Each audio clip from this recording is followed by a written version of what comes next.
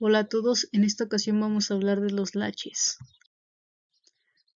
En la imagen de la izquierda vemos el símbolo esquemático del latch. Vemos que tiene dos entradas, una con la letra S que se denomina como 0 y otra con la letra R que se denomina reset. Y al mismo tiempo vemos que tiene dos salidas, Q y Q negada, que son complementarias. Si Q vale 1, Q negada vale 0. Si Q vale 0, Q negada vale 1. Del lado derecho vemos una imagen donde podemos observar cómo este mismo latch está construido internamente. Vemos las mismas entradas y las mismas salidas. Observamos también que hay dos compuertas NOR. En un momento vamos a ver cómo funciona este componente.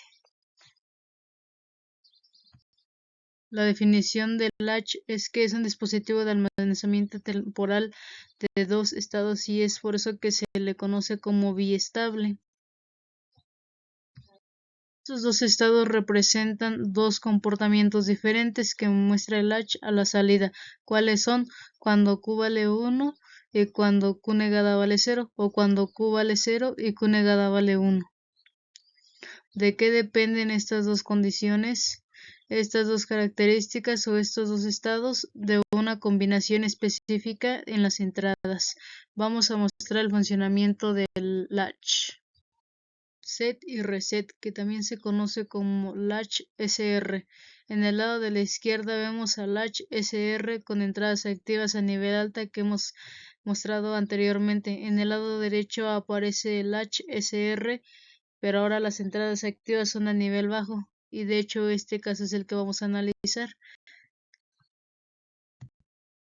En esta imagen de la izquierda nuevamente tenemos al latch SR con entradas activas a nivel bajo. Y de inicio es importante que recordemos la tabla de verdad de las compuertas NAND, que como vemos son el sustento de este componente. También recordemos los teoremas de De Morgan y por lo tanto sabemos que una compuerta NAND se puede representar de manera equivalente como una compuerta negativa OR. Del lado derecho que tenemos la tabla de verdad para dos variables, tenemos que las cuatro combinaciones, porque para las cuatro combinaciones únicamente la salida va a ser 0, es decir, va a estar en nivel bajo cuando ambas entradas estén en nivel alto.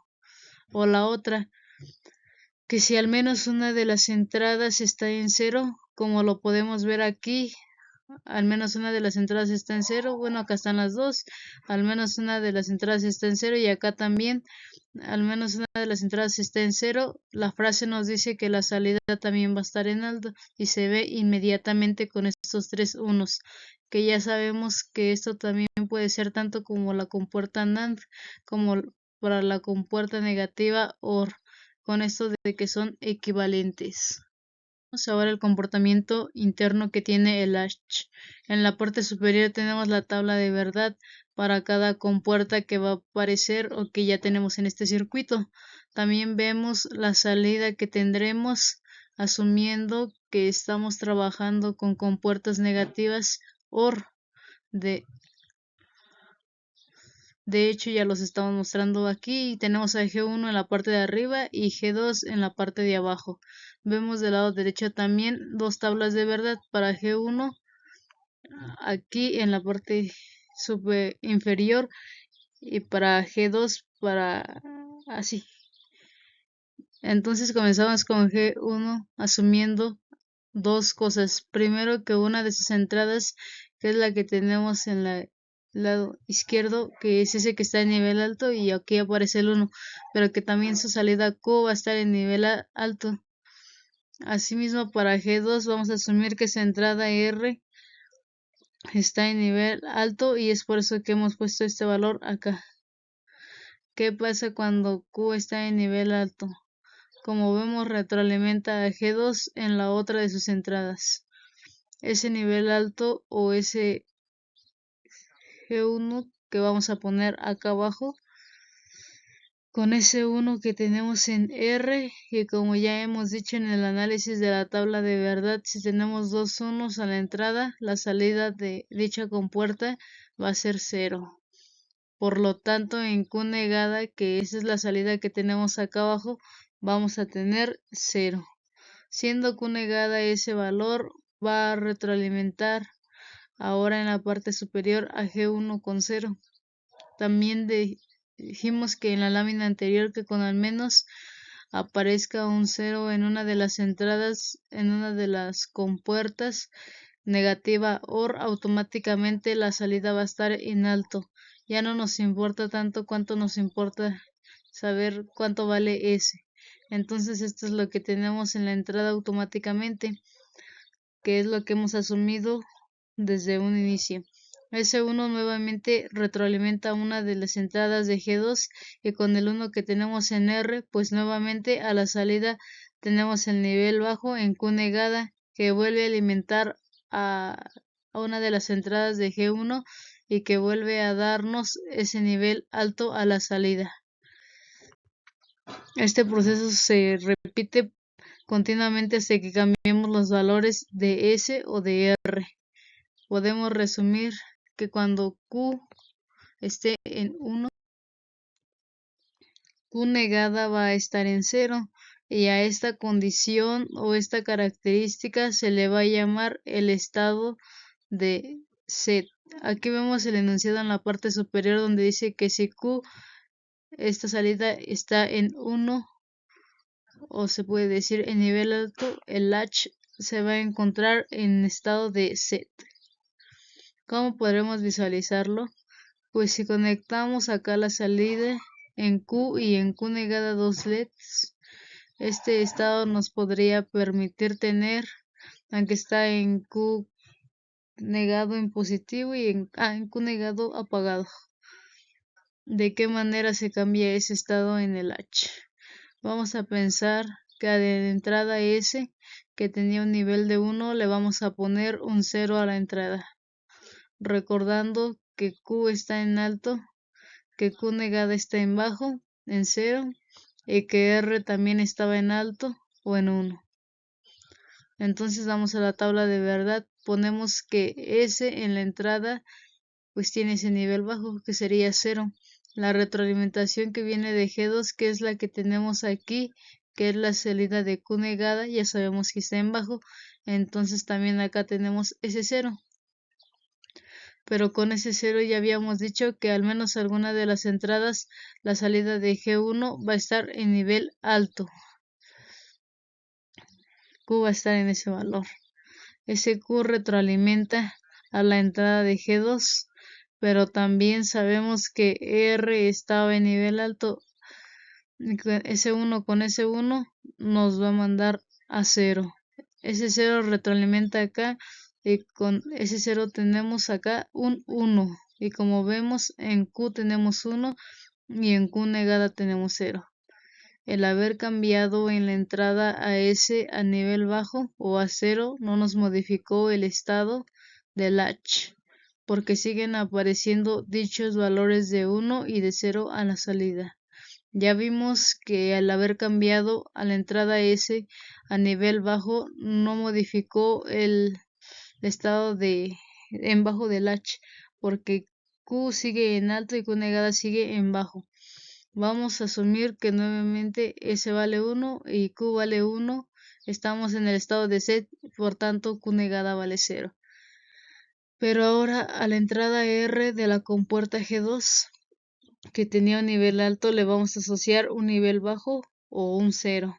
Este nivel 0 en R, como ya hemos dicho, automáticamente le va a dar a G2 el nivel alto, porque resumimos que cuando al menos una de las entradas tenga un 0, la salida va a estar en alto, de tal manera que S1 retroalimenta a la compuerta G1 y que como en S también tenemos un nivel 1, la salida de G1 va a ser 1 con 1, va a salir 0, es decir que ya nos cambió el valor de Q. Ese 0 retroalimenta a una de las entradas de G2 y automáticamente el nivel que tenemos a la salida va a ser nivel alto, independientemente del valor de R. Ese nivel en alto retroalimenta a la otra entrada de G1 con el nivel alto que tiene S y nuevamente nos vuelve a dar un nivel bajo. Entonces ahora vemos que en Q tenemos 0 y en Q negada tenemos 1. A esto se le conoce como el estado de reset y de hecho viene aquí en el enunciado. Si Q es igual a 0, el H se encuentra en el estado de reset. De hecho, incluso se puede cambiar a R nivel alto y vamos a ver que funciona. Bueno, tenemos aquí que Q negada la tenemos en 1. Tenemos este 1 acá en la entrada de G1 y con el 1 en S nos daría 0 a la salida. Ese 0 alimentamos a esta terminal de G2 y como dijimos ahorita, a R le ponemos un nivel alto, pues no importa porque con este 0 será suficiente para que la salida de G2, o sea Q negada, valga 1. Una retroalimenta y la salida de G2 vale 1. Entonces en la tabla de verdad vamos a llenar con los datos que hemos analizado. Tenemos que en S la entrada está a un nivel alto. La retroalimentación de G2, que es la que tenemos en Q negada, ya dijimos que también está a nivel alto y por tanto en Q vamos a tener un nivel bajo. Vamos a G2.